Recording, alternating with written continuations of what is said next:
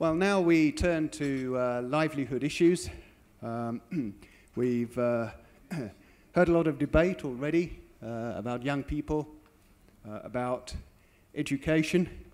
The timing is good. Only last week we learned that the wealth gap in Hong Kong is at a record high. The top 10% earning 44 times the bottom 10%. We know there are many challenges to face, rising housing prices, more pressure on the health system, challenges with opportunities for young people, and facing the silver tsunami, an aging population. So much to talk about. Very fortunate to have a great panel here today.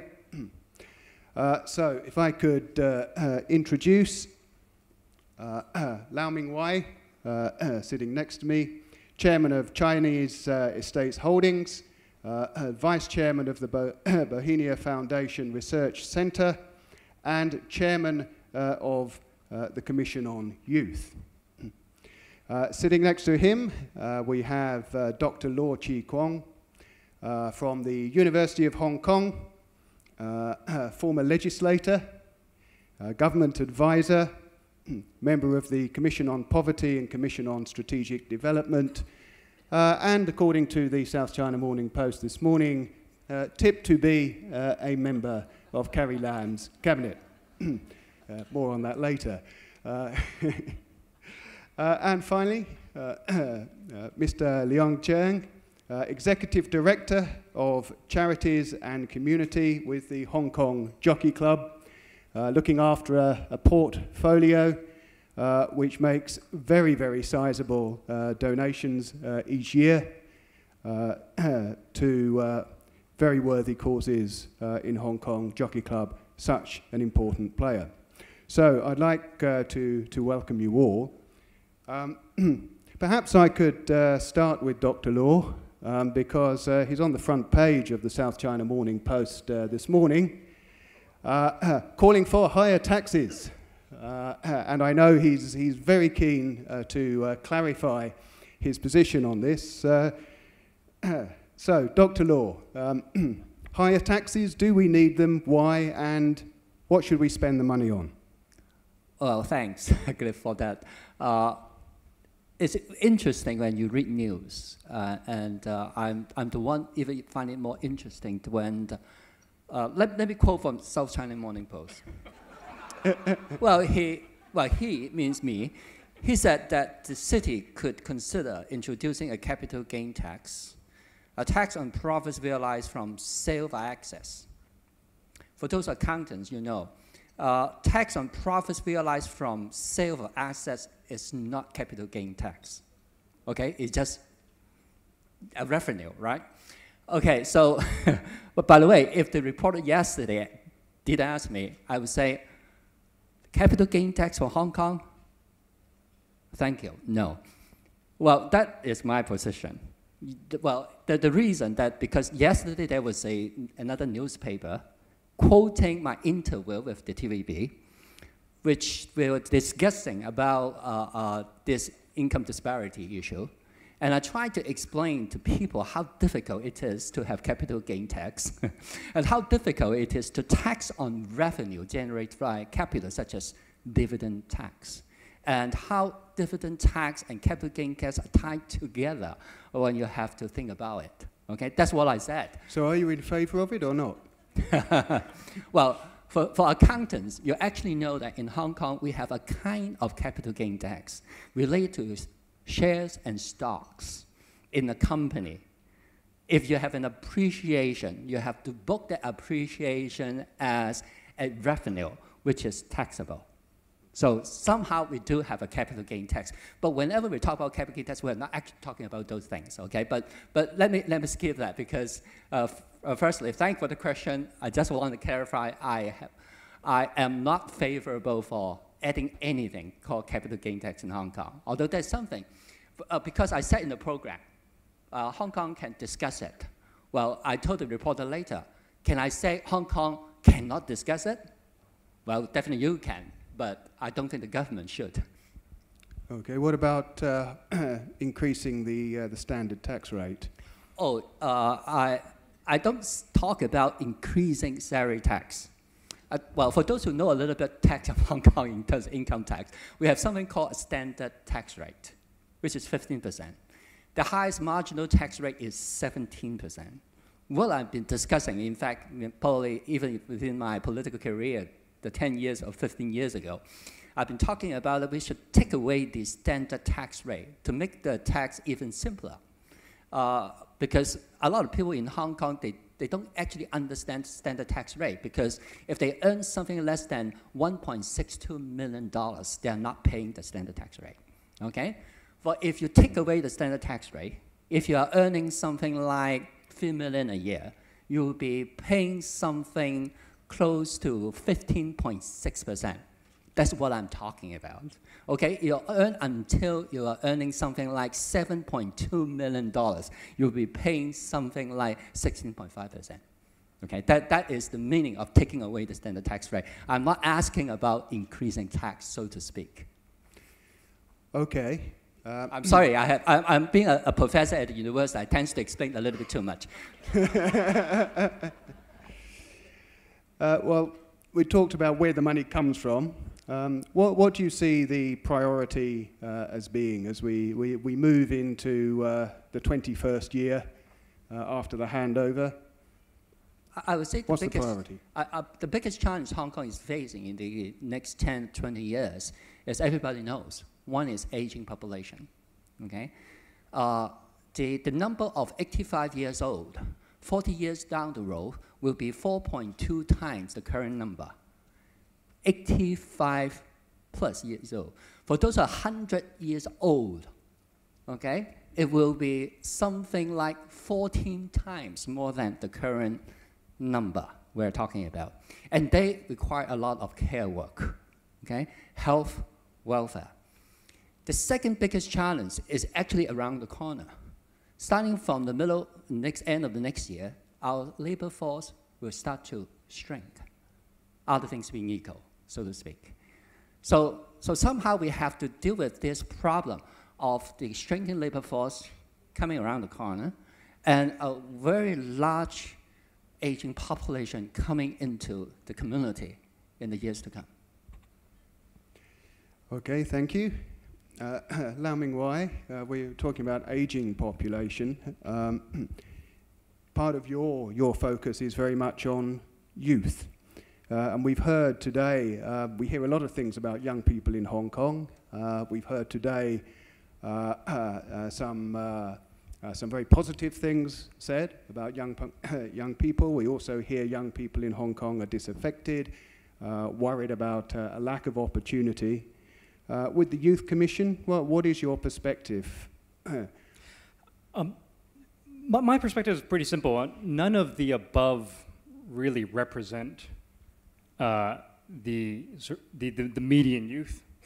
You hear all sorts of negative or positive anecdotes or stereotypes about young people, and none of them really represent a majority or a stereotypical young person. What I hear most often, because I'm most of the time I'm in a suit, I speak to older people. I always hear this intergenerational squabble between the old and the young, both sides complaining they've had a harder life and they don't understand us. Yeah, my parents said that too. All parents said that. All parents said that, but I think the truth is more complicated. The truth is that the experience I had versus the experience the 18-year-old had is entirely different. So it's wrong to say who's had it harder or easier. It's just different. But what is for sure different between now and, say, 20 years ago, back in '97, when I was 17, is young people today have far more choices. Far more choices in education, far more choices in jobs, far more choices in hobbies, far more choices in consumption of news, and so on and so forth. And believe it or not, more choice is not necessarily the best thing. When it comes to choosing a career or choosing a university major, being overwhelmed by choice can become a liability, which is one of my main observations in my work with the Commission on Youth, of our secondary students and university students being overwhelmed by choices in terms of education choices or job choices. So they need, if there's a lot of choice, they need guidance with the choice that they actually make? They need guidance, and I've been, as a joke, all right, I've been lobbying for the Commission on Youth to be rebranded as the Commission on Youth and Parents. Because I've found that most youth issues, and especially those requiring or subject to guidance, can easily become hijacked by parents. Parents have predetermined or fixated goals and outcomes, and I heard a bit of that just now in the previous panel. And a lot of young people are not lucky enough to be able to choose the education or career choice of theirs. And you end up with a suboptimal situation for everyone. It's suboptimal for the youth, it's suboptimal for the employer, because he or she doesn't want to be there. It's suboptimal for society as well. So one big piece for me is how to inform and educate parents. Okay, educating parents, I'm one of those too. Mr. Jiang, so we've talked about aging population, we've talked about young people. From your perspective at the Jockey Club, what do you see the priority being? How do you think we need to respond to the challenges that we face in Hong Kong? Sure, thank you. So first of all, aging challenge and youth are both also our strategic focus. Let me echo a little bit, particularly on aging. I think, yes, aging on one hand is a challenge, but on the other hand, it is also opportunity. If you look at our age 65 or above population today, only 15% of them have sort of a degree higher than secondary education. But in about 15 years, this number changed to 45%. Right? So a lot more of our population coming to be sort of age 65 or above, they will live longer. They likely to have a lot more education, and they're likely to have a lot more asset than before. So how do we, as a society, continue to work with them, continue to have them sort of work productively on a voluntary basis or part-time basis in the economy? I think that will be another question that we can ask ourselves. Youth, for sure, it's a huge issue. But in addition to that, if you look at the last 20 years, I would say in Hong Kong, we have seen a general increase in cultural activities, arts, culture, heritage. We have put a lot more emphasis to it. But then, if you look at us and say, are we already, or do we aspire to be one of the key metropolis in the world to even lead in those areas, in arts, culture, and heritage? I would say we still have a lot of gaps to catch up with in terms of facilities, in terms of how we build audience, in terms of how we build our talents and programs. So this is one area I think, as a Charities Trust, we continue to work on. The other thing is really on sports. So once again, if you look at the last 20 years, indeed, very interestingly, I think we have, as a city, won a lot more medals in various Asia games, whatever games you have it. We have a lot more elite sports people. But then, if you look at the general population participation in sports, particularly when it comes to youth, how much they can run now within 9 minutes, for example, in the last 10 years, it really deteriorates. Really deteriorates. So some of these things, how can we then, use sports to also help our whole population to become healthier and also mentally stronger, have more resilience in facing the city's challenge going forward. So I think these will be the areas we will try to put our money to. I mean, the culture and the sports, is that also partly a case of educating the parents? I mean, is it that our young people spend so much time studying and worrying about exams that they don't have time for getting out with a football or going for a run? Definitely. I mean, I still remember we interviewed this little girl, 9 years old, in the school. So she said, "I love badminton, but I don't play badminton anymore." So why? Because I can't serve properly. I cannot serve properly, so I don't make it to my school team. And therefore, even I love the sport, I'm not playing the sport. You see the difference. The mindset is, if you pick up something to play, whether it's sports or violins or piano, it's all about resume building. It's all about getting there so that I can apply to university. It's not about, I'm just having fun with it. I just love it. So I think that is a key mindset change, not just parents, but I guess for everyone in the city. Right, maybe we can just reflect a little bit. 20 years,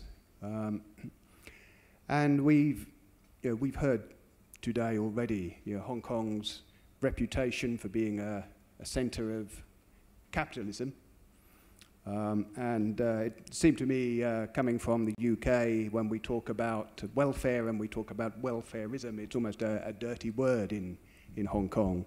But over the 20 years, we have seen some changes. We have a poverty line now. We have a minimum wage. We're moving towards a universal pension, discussion of working hours, standardizing working hours. Perhaps I could ask Dr. Law, is it time to embrace a form, a particular Hong Kong form, perhaps, of welfareism? I don't think welfareism is kind of the cup of tea of Hong Kong people. I think, well, we've been trying to do it quite incrementally and trying to deal with the problem of poverty. I guess in the past few years we have made some progress. And in fact, in the interview that I made yesterday, I actually said that if not for what we have done in the past few years, I would expect the Gini coefficient to be well over 0.54, which should be substantially higher what we had. Because, well, globalization and the fact that the return on capital is always higher than the return on labor, you would expect income disparity to continue to increase. And you actually see this around the world. And in fact, it would take 5 years ago, the income disparity in Hong Kong is actually higher than the income disparity in New York. But now New York has overtaken Hong Kong in terms of its income disparity. But somehow I think there's still a lot of people in Hong Kong. If you look at those below the poverty line after taking into consideration of government intervention, about 48% of them are elderly. Another 48% are basically working poor, and then a few percent for those who are unemployed and so forth. So somehow, if you want to deal with the issue of poverty, don't ever talk about welfareism, because people will stir up. At least I guess business people in the room will probably say no to it. The important thing is how to help the elderly person and the working poor. The working poor, last year we have implemented something called the low-income working family allowance, far less than what we expect in terms of the number of turn-ups, and there are a lot of complaints about the application procedures, et cetera, and that will be revealed in the coming few months. The other thing is about retirement protection for the elderly. I'm not sure that we'll be moving towards the direction of universal pensions. I guess the CY in this last policy address has already said no to it. But definitely there are something we are looking for, something moving very much like the Australian model. We have something, what we call a targeted pension of some form. And the other important thing about when Mr. Zhang mentioned about our growth, the new generation of elderly persons, they will have assets. So one of the important things is to find instruments so that we can convert those assets into regular, safe, and stable income. And that is a very important thing. So we have one instrument currently, which is called the reverse mortgage. The take-up rate has been rapidly increasing in 2016, but used to be quite low.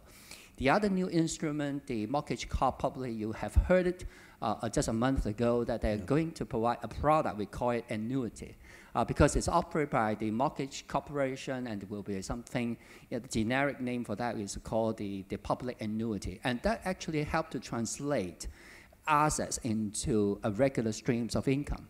And if there is a much better interface between the public annuity and our existing welfare system, I guess I can say that 5 years later, that we should have some good news about Gini coefficient. Okay, well that would be very good to see. Mr. Lau, welfareism, and also is it really, we talk a lot about the government should do this, the government should do that. Is it just down to the government? There are multiple issues here. The first one is there's a general allergy or maybe confusion of mistaking government spending with welfareism. There is a segment of society that associates any government spending with welfareism. Unemployment benefits, when dished out for an unreasonably long time, is welfareism. But is retraining courses, employee retraining courses, or a UGC-funded university spot, is that welfareism? That's not, but that is government spending. And just going back to the very first question you asked our poor CK here, our problem is this, I think. The structure of the Hong Kong economy has changed so much, not just in the last 20 years, but since the 80s. So the last 30, 40 years, we have been running, despite the changes in the last 5 years or 10 years in terms of government spending, we have been running on an economy class government. You pay an economy class ticket price, and you normally get economy class service. And that was fine for a very, very long time. If you look at the demands of society, the demands of NGO, the demands of certain groups of people in society, we are asking now for premium economy or even business class. And we are not having the revenue base, whether it's the breadth of the revenue base or the depth of the revenue base, to sustain and fund this thing. And if you have that aging population issue looming large in front of us, it becomes more and more unsustainable. But your second question about, is it just the government? No, I mean, much that we have a about-to-be government actor, government stakeholder here.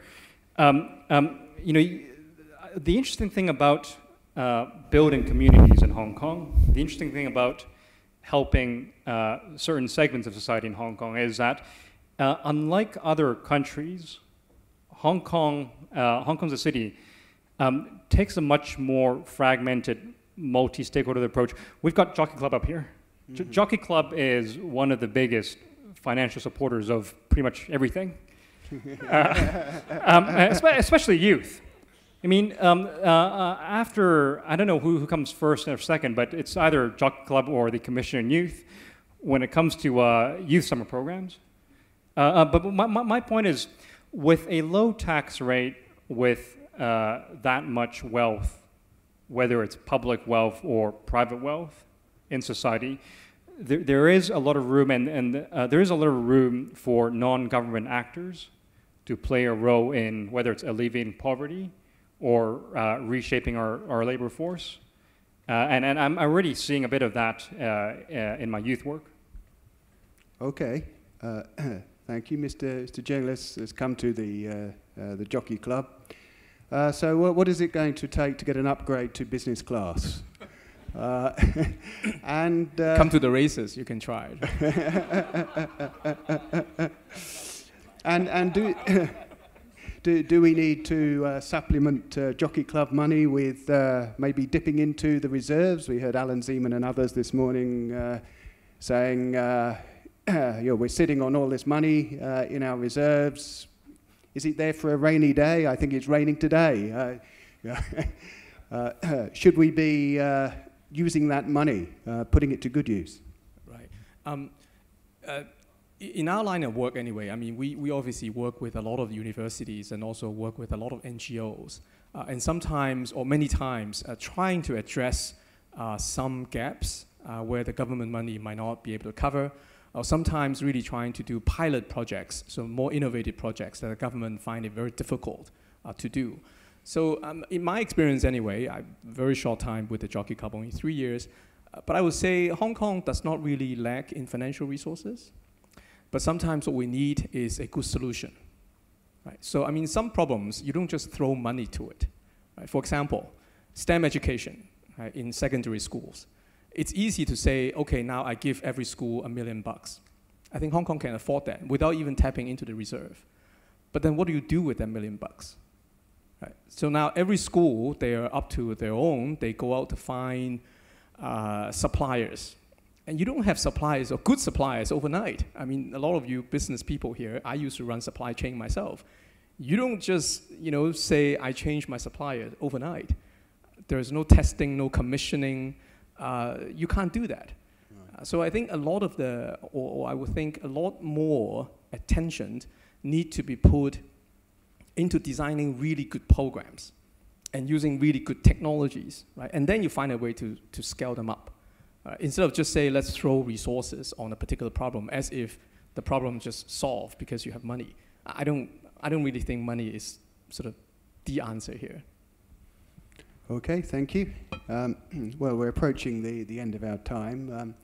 A final question then for each of you.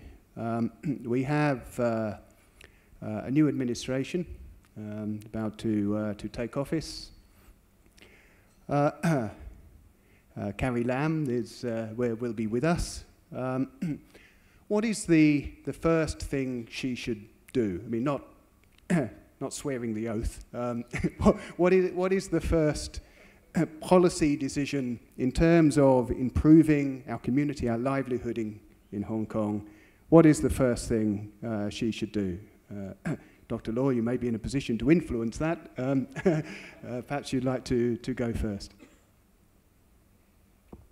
There's so much things to be done. It's very difficult to pick one single thing that should be doing. But I would say, as a person, I would say to her that she's better to be more approachable, so that she can be listening all the time, because solutions are important, and you got to hear the suggestions of solutions. We know our problems, but we need the solutions. Okay, solutions would be good. Mr. Lau, what would you? First of all, I think she should read a summary of this conference. Now, on a more serious note, I really think she needs to summon up the courage, first of all, to take a really, really good, hard look at education. I think 80% of my dialogues with young people are consumed by the single topic of education. It's not all negative, but a lot of it is. And the reason why I say courage is because a lot of issues are very deep-rooted. Plenty of vested interests, plenty of entrenched positions. To really make an impact on education within her administration, it requires courage. Okay. And very quickly, Mr. Jiang, sure, what would you say? Probably first have an exclusive interview with SCMP, right? No, joke aside.